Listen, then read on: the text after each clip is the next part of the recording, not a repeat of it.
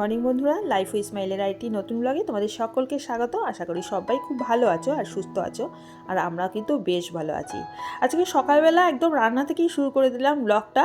আর রান্নাটা দেখছো পরপর করেছি। প্রথমে আলুর দম করলাম, একদম পাতলা ঝোল করে আলুর দম করলাম, কারণ সকালে রুটি দিয়ে আলুর দম খাওয়া হবে। আর তারপরে এই কড়াইতে বসিয়ে দিয়েছি উচ্ছে কুমড়ো বটি, আর তার সাথে এদিকে করে নিচ্ছি রুটি, কারণ সকালের টিফিনে রুটি হবে। আর সকাল সকাল কেন বলো তো রান্না থেকে শুরু করলাম, ওই বেলায় না আমরা একটু বেরোবো, ওই 11টা সাড়ে 11টা নাগাদ বেরোবো। মেয়ের দুদিন বাদেই বার্থডে, তা ওর জন্য কিছু জামা কাপড় এখনও পর্যন্ত কেনা হয়নি। তা আজকে ভেবে যে ছুটি আছে, মেয়েরও ছুটি আছে, যেহেতু আজকে 5 সেপ্টেম্বর, তা আজকে এই জামাটা কিনতেই যাবো। তা এই জন্যই সকালবেলা তাড়াহুড়ো করে সমস্তটা করে নিয়েছি, আগেই রান্না শুরু করে দিয়েছি। ঘরের কাজকর্ম এখনও পড়ে রয়েছে। সকাল থেকে উঠে দুটো গ্যাস বার্নার চালিয়ে পরপর দুদিকেই শুরু করে দিয়েছি রান্না। সবজিগুলো না আগের দিন কেটেই রেখেছিলাম। আর আজকে বিশেষ কিছু রান্না করব না, এখানে আলুর দম আর রুটি করে নিলাম সকালের টিফিনে, আর ওদিকে উচ্ছে কুমড়ো ভাজাটা করছি। আর তার সাথে করব সকালে মানে দুপুরের জন্য মাছের ঝোলে সমস্ত সবজি দিয়ে দেবো। এদিকে সকাল থেকে রান্নার তোড়জোড় করছি বলে ওদিকে ঘরের কাজকর্ম একদমই পড়ে রয়েছে। বিছানাটাও তোলা হয়নি। আজকে মেয়ে ঘুম থেকে ওঠার পরেই আমি মেয়েকে বলেছিলাম যে বিছানাটা তুলে দিতে, ও কিন্তু সমস্ত বিছানা তুলে একদম সুন্দর করে পরিষ্কার করে পড়তে বসে পড়েছে। আর এখানে দেখো আমার মাছের ঝোলের সমস্ত সবজি ভাজাও হয়ে গেছে। এরপরে আলু ভেজে তার মধ্যেই মশলাটা দিয়ে দেবো। আর যেদিনকে এরকম খুব তাড়াহুড়োর মধ্যে কাজ করতে হয়, ধরো সকালের দিকে বেরোবো এরকম কিছু হয়, তাহলে না আমি কী করি, মাছের ঝোলের মধ্যে সমস্ত সবজি দিয়ে দিই। আর মাছের ঝোলটা না এই কড়াইয়ের মধ্যেই রেখে দিই। দুপুরে যখন ভাত খাবো ঠিক তার আগে একটু গরম করে নিই, তাহলে কী বলতো গরম গরম মাছের ঝোল দিয়ে ভাত কিন্তু পুরোটাই খাওয়া হয়ে যায়। আর এদিকে মশলার সাথে দেখো জল দেওয়ার পর ভালো করে প্রথমে উতরে নিলাম। কী বলতো এই প্রথম দিকটা না আমি একটুখানি ভালো করে উতরে নিই, তাহলে কী বলতো ঝোলটা খেতে খুব টেস্ট হয়।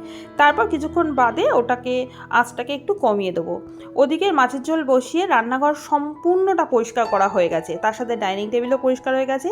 কয়েকটা জামা কাপড় ছিল সেইগুলো ভিজিয়ে একেবারে চলে আসলাম এই ঘরে। অ্যাকচুয়ালি জামা কাপড়গুলো ভিজিয়ে রাখলাম কেন বলো তো, এখানে সমস্ত কাজ করতে করতে আমার ওদিকে জামা কাপড়গুলো ভিজে যাবে, স্নান করতে যাবো তখন পরিষ্কার করে দিতে পারবো। এইভাবে যদি একটু বুদ্ধি করে চলি না, তাহলে দেখবে সমস্ত কাজই কিন্তু কম পরিশ্রমে খুব ভালো মতো হয়ে যায়। এইভাবে যেদিনকে সকালের দিকে আমার বেরোনো থাকে, আমি কী করি বলো তো, আগের দিন রাতে না মাথার মধ্যে একটা বুদ্ধি খাটিয়ে নিই, এবং আগের দিন রাতে সমস্ত সবজি কেটে রাখা, তারপরে মশলা বেটে রাখা, এগুলো করে রাখি। আর পরের দিন সকালে উঠে, যেহেতু আমার সকালবেলা টিফিনটা একটু আর্লি হয়, মানে তোমাদের বলেছি 8টা সাড়ে 8টার মধ্যে আমাদের টিফিন হয়ে যায়, তা আমি কী করি একবারে টিফিনের সাথে সাথে দুপুরের রান্নাটাও করে রেখে দিই। তারপরে ধীরে সুস্থে আস্তে আস্তে রান্নাঘর পরিষ্কার করে ঘরের সমস্ত কাজগুলো করে তারপরে জামাকাপড় কাচা, স্নান, পুজো এইসব করে তারপর বেরোই। এতে আমার সুবিধা হয় কী বলতো, সমস্ত কাজগুলো কিন্তু ভালোভাবে হ্যান্ডেল করতে পারি। আমরা যারা গৃহিণী তাদেরকে কিন্তু সবসময় কাজগুলো করতে হয় বাড়ির লোকেদের সময় অনুসারে। তাদের সময় অনুসারে আমাদের কাজগুলো করতে হয়, প্লাস আমাদের নিজেদের কাজগুলো কিন্তু তাদের সময় অনুসারে হয়। আমরা যখন পারবো তখনই করে নিলাম সেটা কিন্তু হয় না। বাড়ির লোকেরা কখন বেরোবে, তাদেরকে কখন খাবার ঠিকঠাক টাইমে করে দেবো, তাছাড়াও হচ্ছে তাদের সামনে সমস্ত কিছু এগিয়ে দেবো। তার সাথে সাথে আমাদের নিজেদের কাজগুলো কিন্তু নিজেদের সময় মতো করতে হয়। ইচ্ছে করলেও কিন্তু আমরা আমাদের সময় অনুসারে তাদেরকে চালাতে পারি না, সেটা কোনো দিনই হবে না সম্ভব। কারণ হচ্ছে তাদের ওপরই কিন্তু আমরা ভরসা করে বসে আছি।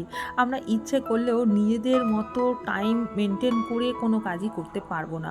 আর সমস্ত দিক বিচার বিবেচনা করে বুদ্ধি করে যদি আমরা সুন্দরভাবে সংসারটাকে চালাতে পারি, তাহলেই কিন্তু আমরা হয়ে উঠবো সবার কাছে সুগৃহিণী।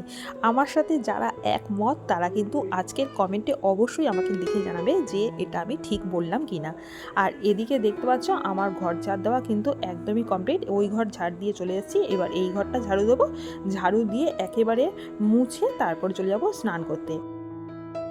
আজকে প্রথমে আগে ডাস্টিং করিনি, তারপর ভেবেওছিলাম যে ডাস্টিং করব না, কিন্তু তারপরে না ওই যে বিছানার চাদরটা তোলার সাথে সাথে না যত নোংরা এই ফার্নিচারের মধ্যে পড়লো, তা ভাবলাম না, যা ঘর ঝাড় দেওয়ার সাথে সাথে দেখলাম যে ড্রেসিং টেবিল তারপরে এই বেড সাইড টেবিলটা বেশ ভালোই ধুলো পড়েছে, তা ভালো করে এই জন্য পরিষ্কার করে দিলাম। তার সাথে টিভি ক্যাবিনেটটাও একবার পরিষ্কার করে দিলাম। আর একদিন যদি পরিষ্কার না করি না, একদম ধুলো হয়ে যায়। আমার বাড়িটা কিন্তু তোমাদের বলেছি যে বড় রাস্তা থেকে অনেকটা ভেতরে, কিভাবে যে ধুলো ঢোকে আমি বুঝে পাই না। আমি তোমাদের আগের দিনই আমার ভিডিওতে বলছিলাম যে আমার নেটের খুব সমস্যা হচ্ছে, তাতে ভিডিও আপলোডিংয়েরও সমস্যা হচ্ছে, টাইম মেনটেন করতে পারছি না। হয়তো তোমরা আমার যারা বন্ধু তারা সঠিক টাইমে আমার ভিডিও দেখতে পাচ্ছ না, এর জন্য তোমাদেরকে আমি সরি বলছি। কিন্তু আমার এই নেটের সমস্যাটা কিভাবে মিটবে আমি নিজেও বুঝতে পারছি না। অ্যাকচুয়ালি নেটটা খুব স্লো চলছে, যার জন্য এই অবস্থা হচ্ছে। আর আমাদের এই এলাকায় নেটটা সত্যি কদিন ধরে খুব স্লো চলছে, আর এই জন্য আমি সত্যি দুঃখিত। জানি না এরকম করে কতদিন ভিডিও চালাতে পারবো। আর এখানে দেখো আমার সমস্ত কাজবাজ এখন হয়ে গেছে, এখন ঘরটা মুছে একেবারে স্নান করে রেডি হয়ে বেরিয়ে গেছি। আজকে বাইরে প্রচণ্ড রোদ, খুব মাথাটা ধরে গেছিলো। আর তার উপর কী বলতো, হেলমেটটাও নিয়ে যায়নি। ভাবলাম কি সামনে থেকে সামনে হেলমেটটা লাগবে না, কিন্তু হেলমেটটা নিয়ে আসলে হয়তো ভালো হতো, কারণ রোদ থেকে একটু বাঁচা যেত। আবার এটাও ভাবলাম যে হেলমেট নিয়ে গেলে না, 3টে হেলমেট নিয়ে ওই জামা কাপড় কিনতে খুব অসুবিধা হয়। কিন্তু তারপরে দেখলাম যে এর বাইরে ওই হেলমেট রাখার জন্য ব্যবস্থাও রয়েছে।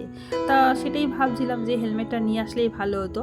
তা দেখো শ্রীনিকেতনের সামনে চলে এসেছি। তা রোদ থেকে এসেছি তো এখন সহজে ঢুকতে যাচ্ছি না, কারণ ভেতরটা পুরো এসি, ঢুকলেই মাথাটা আরও ধরে যাবে। তো ভাবলাম যে না, একটু বাইরে ছায়ার মধ্যে দাঁড়ালাম।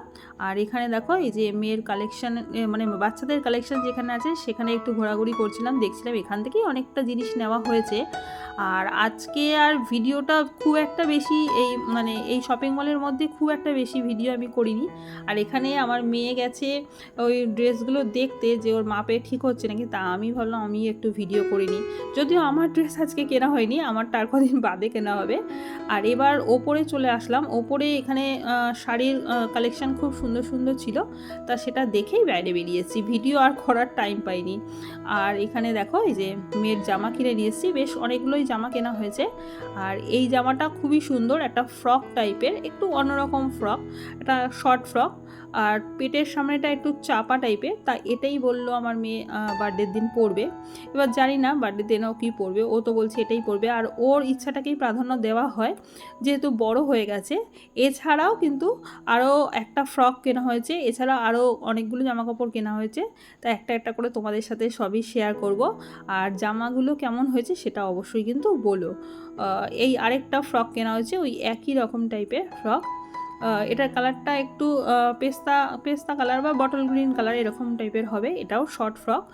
আর এই শ্রীনিকেতনের দেখেছি কাপড় কোয়ালিটিগুলো খুব সুন্দর, আর কালেকশান কিন্তু প্রচুর পরিমাণে রয়েছে।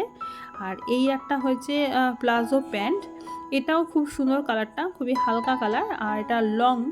আর এছাড়াও আরেকটা প্লাজো প্যান্ট কিনেছি, সেটা এক্ষুনি তোমাদের সাথে শেয়ার করছি। এই দেখো আরেকটা প্লাজো প্যান্ট, আর এটার মধ্যে একটা বেল বাঁধারও সিস্টেম আছে। আর যারা আমাদের এই বেলঘুরিয়া বা সোদপুরের এলাকার মধ্যে থাকো তারা কিন্তু একবার শ্রীনিকেতন ঘুরে দেখে আসতে পারো, খুব সুন্দর কালেকশান রয়েছে। আগেরবারও আমি গেছিলাম, মানে যে কবার গেছিলাম আমি কালেকশান কিন্তু খুব সুন্দর পেয়েছি। দেখো প্যান্টটা খুবই সুন্দর দেখতে। আর এরপরে আরেকটা এই ওপরের টপ টাইপের দেখেছি, খুব সুন্দর, হাত কাটা টপটা, খুব সুন্দরই দেখতে, একদম সুতোর কাজ করা। আমি তোমাদের ভালো মতো দেখাচ্ছি। দেখো শুধু বার্থডে উপলক্ষে না, সামনে যেহেতু পুজো আছে, পুজো উপলক্ষেও কেনা হয়েছে। এবার যেই জামাটা আমার মেয়ে বার্থডে দিন পরতে চাইবে, সকালে একবার একটা পরবে আর বিকেলে একটা পরবে।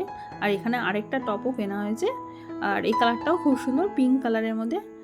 তো বন্ধুরা আজকের মতো ভিডিওটা এখানেই শেষ করলাম।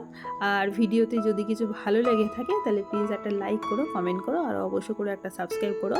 তাহলে আজকের মতো টাটা বাই, দেখা হবে নেক্সট ভিডিওতে।